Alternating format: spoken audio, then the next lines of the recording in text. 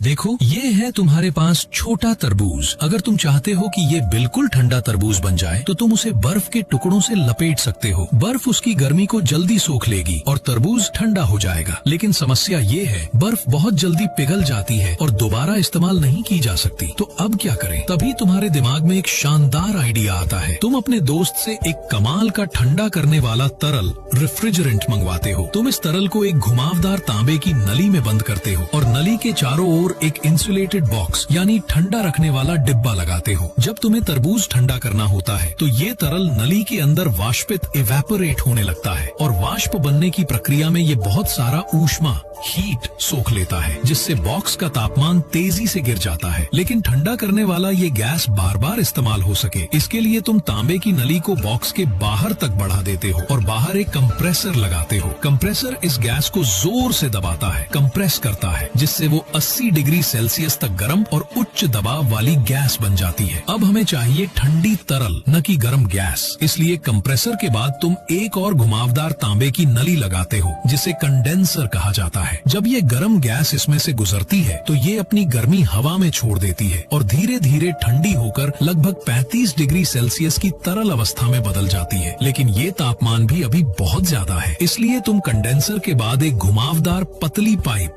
Throttle tube जोड़ते हो, जिसे एक्सपेंशन वाल्व या थ्रॉटल डिवाइस कहते हैं। यहाँ दबाव अचानक गिर जाता है और तरल का कुछ हिस्सा तुरंत वाष्पित होकर बहुत सारा ताप खींच लेता है, जिससे उसका तापमान 0 से 10 से 15 डिग्री नीचे पहुंच जाता है। अब ये बहुत ठंडा मिश्रण फिर से बॉक्स के अंदर वाली नली इवेपोरेटर में जाता है। वहाँ ये अंदर की गर्मी सोखकर फिर से गैस बन जाता है। इस तरह ये चक्र बार बार दोहराता है, अंदर से गर्मी बाहर निकालता रहता है। जब तक कंप्रेसर चलता रहेगा, ये ऊष्मा को एक जगह से दूसरी जगह ले जाने की प्रक्रिया अनवरत चलती रहेगी और बॉक्स हमेशा ठंडा रहेगा। अगर तुम इस बॉक्स को 2 हिस्सों में बांट दो तो जो हिस्सा वाष्पक इवेपोरेटर के पास है वो सबसे ठंडा रहेगा। इसे कहते हैं फ्रीजर, जहाँ तापमान लगभग -16 डिग्री सेल्सियस तक रहता है। इसके बगल वाला हिस्सा थोड़ा गर्म होता है, वो है फ्रिज का रेफ्रिजरेटर भाग, कोल्ड स्टोरेज, जहाँ तापमान करीब +5 डिग्री सेल्सियस रहता है। तुम चाहो तो थर्मोस्टेट, टेम्परेचर कंट्रोलर और एयर फ्लो वाल्व लगाकर इन दोनों हिस्सों का तापमान अलग अलग नियंत्रित कर सकते हो। और जब तुम इस पूरी व्यवस्था को एक बड़े डिब्बे में जोड़ देते हो और इस तरीके से तुमने फ्रिज यानी रेफ्रिजरेटर का